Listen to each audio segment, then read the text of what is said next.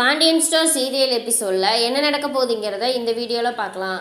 செந்தில் பணத்தை எடுத்த விஷயம் கதிருக்கு தெரிய வருது. தெரிய வரவுமே கதிர் சத்தம் போடுறாரு. ஏன்னே இப்படி பண்ண? இப்போ அப்பாவுக்கு தெரிஞ்சுன்னா என்ன பண்ண போகிற? அப்பா கேட்டால் இப்போ என்ன சொல்லுவேனா? அத்தை வேற வந்துருவாங்களே அப்படின்னு சொல்லவும், நீ அதுக்கு முன்னாடியே அப்பாட்ட சொல்லி வாங்கியிருந்துருக்கலாம்ல அப்படின்னு சொல்லி சத்தம் போடுறாங்க. அதுக்கு செந்தில் சொல்கிறாரு, இல்லைடா நான் சொல்லலான்னு தான் நினச்சேன், ஆனால் அப்பா கேட்டாலும் தரமாட்டார், அதுக்கு தான் நான் இப்போதைக்கே பணத்துக்கு தேவை வராதுன்னு நினச்சி தான் நான் கொடுத்தேன், ஆனால் இப்படி திடீர்னு அத்தை கேட்பாங்கன்னு நானும் நினச்சி பார்க்கல அப்படின்னு சொல்லுவேன்னு. ஐயோ இப்போ என்னன்னே பண்ணுறது, அத்தை வேற சாயந்தரம் வந்துருவாங்களே அப்படிங்கவும், அதான் எனக்கே தெரியாமல் நானும் முழிச்சிட்ருக்கேன்.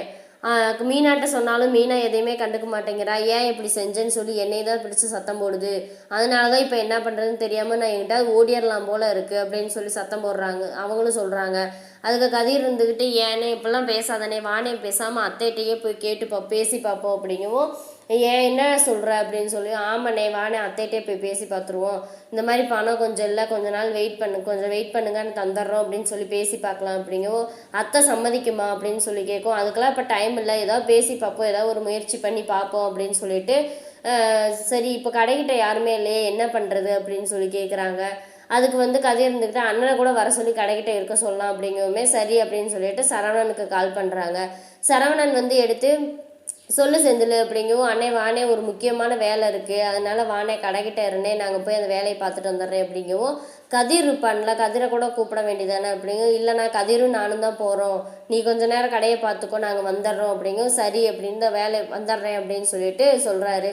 அப்போ கூப்பிட்டு கூட இருக்கவங்ககிட்ட கூப்பிட்டு சொல்கிறாரு, கடையை பார்த்துக்கோ, நான் கொஞ்சம் நேரம் வெயிட் பண்ணு, நான் வெளியே போயிட்டு வந்துடுறேன் அப்படின்னு சொல்லுவோமேனு சொல்லிட்டு கிளம்புறாங்க. மயில் வந்துடுறாங்க. என்னாச்சு மயில், இங்கே எதுக்கு வந்த நீ அப்படின்னு சொல்லவும், நான் என்ன பண்ணுறது, நான் அவங்கள பார்க்கணும் போல இருந்துச்சு, அதனால தான் வந்தேன் அப்படின்னு சொல்லவும், அதான் காலையில் பார்த்தேன், இன்னும் சாயந்தரம் வீட்டுக்கு வர போகிறேன், சாயந்தரம் பார்க்கலாம்ல, இப்போ உனக்கு என்ன அவசரம் அப்படின்னு சொல்லி கேட்கவும், எனக்கு புரியுது, ஆனால் வயிற்றில் இருக்க உங்கள் குழந்தைக்கு புரிய மாட்டேங்குதுல்ல, பாப்பா பார்க்கணும்னு சொல்லிச்சு, அதனால தான் குழந்தைய கூட்டிகிட்டு வந்துட்டேன் அப்படிங்கவுமேனு, இப்போ என்ன விளாண்டுக்கிட்டு இருக்கியா நீ, எதில் வந்த நீ அப்படிங்கவும், ஆட்டோவில் தான் அம்மா வந்தேன் அப்படிங்கிறாங்க.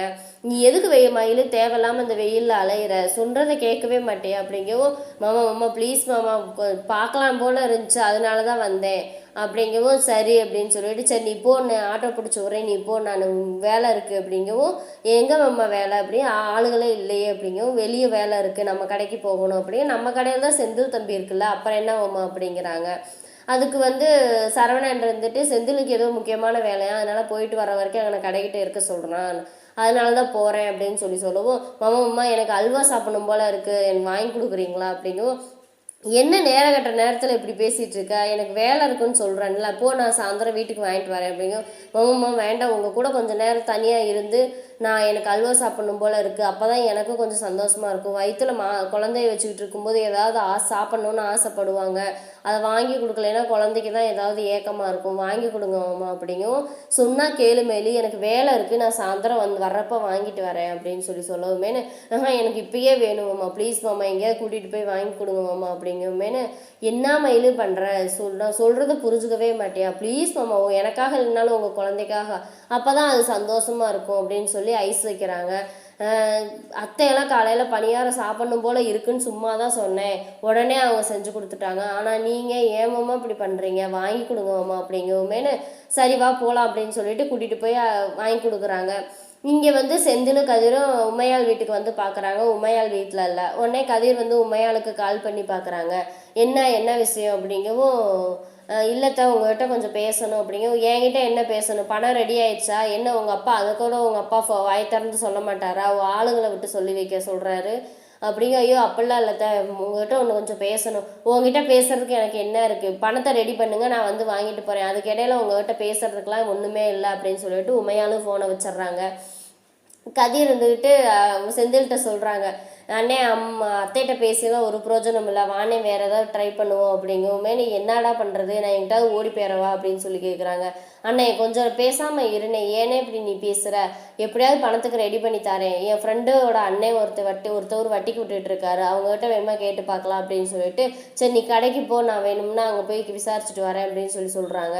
சரின்னு சொல்லிட்டு அவங்களும் கதிரும் போய் கேட்குறாரு. அவங்க ஏதாவது அடகு வைக்கிறதுக்கு இருந்தால் தான் எங்கள் அண்ணன் பணம் தருவார், இல்லைன்னா தரமாட்டார் அப்படின்னு சொல்லவுமேனு, இப்போ என்ன பண்ணுறது, நான் நம்பிக்கை வட்டியெல்லாம் கொடுத்துருவேன் அப்படிங்கும், நான் எங்கிட்ட பணத்தை தூக்கிட்டுலாம் ஓட மாட்டேன் அப்படிங்கும், அப்பாட்ட வேணுமா கேட்டுட்டு ஏதாவது சொத்து அப்பா பேரில் இருக்குல்ல கொடு, நான் பணம் வாங்கி தரேன் அப்படிங்கும். அப்பாவுக்கு தெரியாமல் இப்போ ஒரு செலவு இருக்குது வேணும் அப்படின்னு சொல்லவும், அப்போ கொடுக்க முடியாது சாரிடா அப்படின்னு சொல்லவும், சரிடா ஓகே அப்படின்னு சொல்லிட்டு அவங்களும் வந்துடுறாங்க.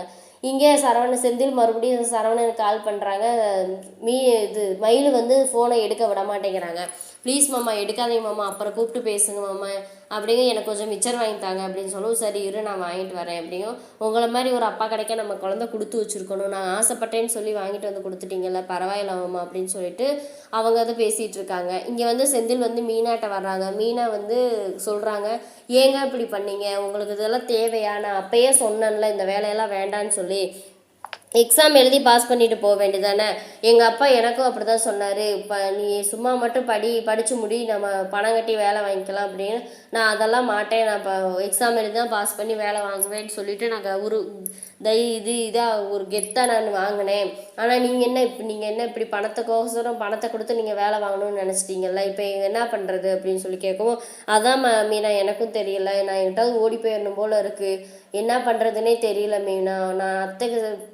நான் அசிங்கப்பட்டுட்டா கூட பரவாயில்ல, என்னால் அப்பாவும் அசிங்கப்பட போயிடாரு, நான் பணம் எடுத்துகிட்டு வந்து கொடுப்பேன், அத்தைக்கு அதை கொடுத்துடலான்னு அப்பா நம்பிக்கையோடு இருப்பார், அவரை நான் எப்படி ஏமாத்துறதுனே தெரியல மீனா, எங்கிட்டு பணமும் கிடைக்கல, என்ன பண்ணுறதுனே தெரியல அப்படின்னு சொல்லி புலம்பிக்கிட்டு இருக்காரு.